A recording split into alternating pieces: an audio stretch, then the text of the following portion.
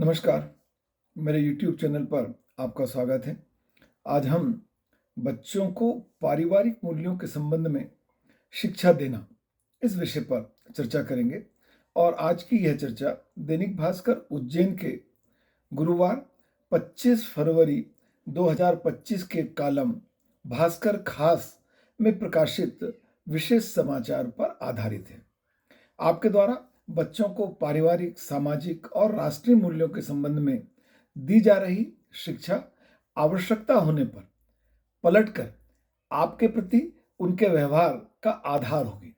बच्चे आपसे कैसा व्यवहार करेंगे, यह इस बात पर निर्भर करेगा कि आपने पारिवारिक, सामाजिक और राष्ट्रीय मूल्यों के संबंध में उन्हें किस प्रकार से शिक्षित किया है। और केवल शिक्षा नहीं, बल्कि वह आपके कार्य और व्यवहार से भी सीखते हैं। आज कुछ विशेष कारणों से इस वीडियो पर जो आपसे चर्चा हो रही है, वह चर्चा बहुत दुखी मन से कर रहा हूं, क्योंकि उसका प्रसंग आपको प्रेरित करने वाला या सकारात्मक नहीं है, अच्छा नहीं है। एक दुखद घटना है जिसके बारे में चर्चा करते हुए हम इस बात को समझने का प्रयास करेंगे कि बच्चों को पारिवारिक मूल्यों के संबंध में किस प्रकार से शिक्षित किया जाना चाहिए। संगरूर के फैमिली कोर्ट ने एक निर्णय दिया और उस निर्णय के खिलाफ एक युवक अपनी मां के विरुद्ध पंजाब एवं हरियाणा हाई कोर्ट में पहुंचा।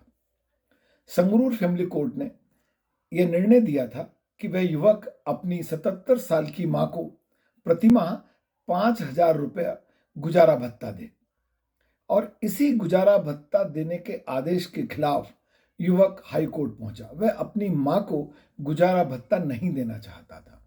77 साल की महिला जिसके पति का निर्धन लगभग 32 वर्ष पूर्व हो गया।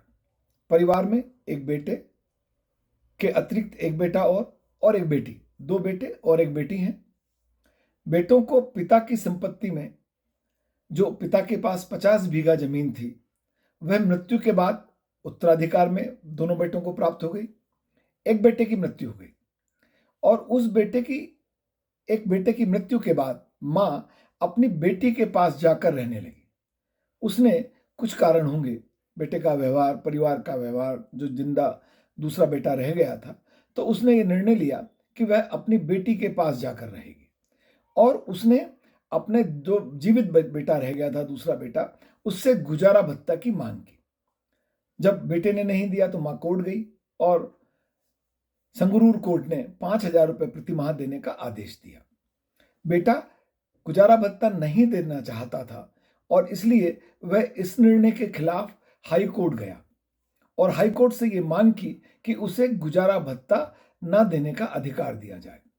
बेटे की तरफ से हाई कोर्ट में यह कहा गया कि चूंकि मां उसके साथ नहीं रह रही है, इसलिए फैमिली कोर्ट, परिवार न्यायालय, उसे गुजारा भत्ता देने का आदेश नहीं दे सकती।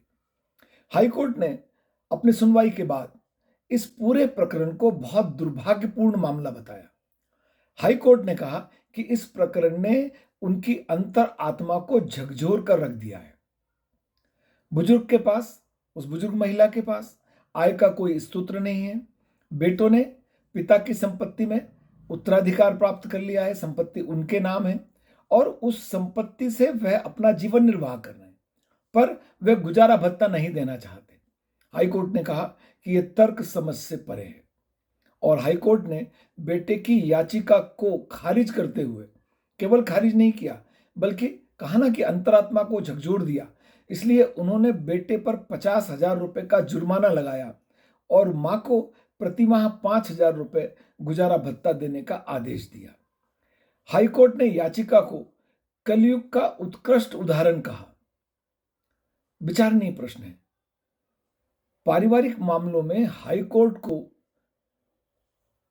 कलयुग का उदाहरण कहना पड़ रहा है और यह भी कहना पड़ रहा है कि हाईकोर्ट की अंतरात्मा को झकझोर दिया गया है। बेटे की आत्मा को कुछ नहीं हो रहा है। बेटा अपनी मां को 5,000 रुपये महीना गुजारा भत्ता दे, यह आदेश दिया गया और यह भी कहा कि जब पिता की मौत के बाद वह उनकी संपत्ति को उत्तराधिकार में प्राप्त कर चुका है, उससे अपना जीवन निर्वाह कर रहा है, तो वह गुजारा भत्ता देने के लिए कैसे मना कर सकता है। और इसी से नाराज होकर हाई कोर्ट ने 50,000 रुपए का उस पर जुर्माना भी लगाया। सवाल अपील और कोर्ट के निर्णय के अलावा भी हैं। हम जिस पारिवारिक संरचना में रह रहे हैं वह पारिवारिक संरचना संयुक्त मूल्यों को, संयुक्त परिवार को प्रधानता प्रदान करती है और हम सुख दुख में एक दूसरे के साथ रहने और सुख दुख में एक दूसरे को बंटवारा करने की, सुख को बांट लेने की, दुख को बांट लेने की शिक्षा देते हैं। और संयुक्त परिवार का आधार ही यह है कि हम एक दूसरे के साथ हैं, एक दूसरे के मददगार हैं, एक दूसरे के लिए सदैव हाजिर हैं। क्या हो रहा है हमारे समाज में? किस बात का प्रभाव है कि एक बेटा अपनी मां की देखभाल करने को तैयार नहीं है? संयुक्त परिवार में तो अनेक पीढ़ियों के लोग एक साथ की बात है, चाचा, ताऊ, सब, बुआ। अब यहां तो मां की बात है। क्या हमारे पारिवारिक और सामाजिक मूल्य अत्यंत विध्वंस की ओर है? मां से अधिक महत्वपूर्ण इस दुनिया में कौन हो सकता है? जिसने हमें इस पृथ्वी पर जन्म दिया, जिसके कारण हम इस दुनिया में हैं, उस मां को जीवन निर्वाह के संसाधन प्राप्त करने के लिए कोर्ट जाना पड़ रहा है। कोर्ट आदेश दे रहा है तो फिर बच्चा अपील कर रहा है, और यह भी उस स्थिति में जबकि पिता की संपत्ति को बेटे ने उत्तराधिकार में प्राप्त कर लिया है। वैसे तो यहां पिता की संपत्ति का भी प्रश्न नहीं है। यदि पिता से या परिवार से किसी प्रकार से संपत्ति प्राप्त ना हो, तब भी माता और पिता की देखभाल करना तो बच्चों का दायित्व है और इस दायित्व को उन्हें बगैर किसी किंतु परंतु के निभाना चाहिए। जो बेटा अपने दायित्वों का निर्वाह नहीं कर रहा है, उसके इस तरह के असामाजिक कार्य की जानकारी जो समाज द्वारा स्वीकृत नहीं है, अपने बच्चे, उसके अपने बच्चे, उनको भी हो रही होगी, क्योंकि वो देख रहे होंगे कि उनके पिता उनकी मां के साथ कैसा व्यवहार कर रहे हैं।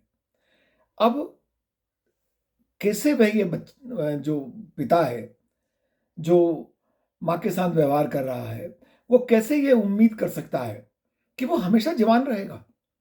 उसको कभी किसी की सहायता की आवश्यकता नहीं होगी, उसे अपने बच्चों की सहायता की आवश्यकता नहीं होगी। और जब ऐसी स्थिति होगी तब उसके बच्चे उसके साथ कैसा व्यवहार करेंगे? क्योंकि बच्चों को आपने कैसा व्यवहार करना है, कैसा आचरण करना है, यह शिक्षा अपने व्यवहार के माध्यम से, अपने आचरण के माध्यम से तब दी है जब आप सक्षम हैं, जब आप जवान हैं। तो जब आप असहाय होंगे तो आपके साथ कैसा व्यवहार होना चाहिए, ये तो बच्चों को आपने सिखाया है। वो आपके साथ वैसा ही व्यवहार करेंगे जो आपने वरिष्ठ जनों के साथ उनकी उपस्थिति में किया है।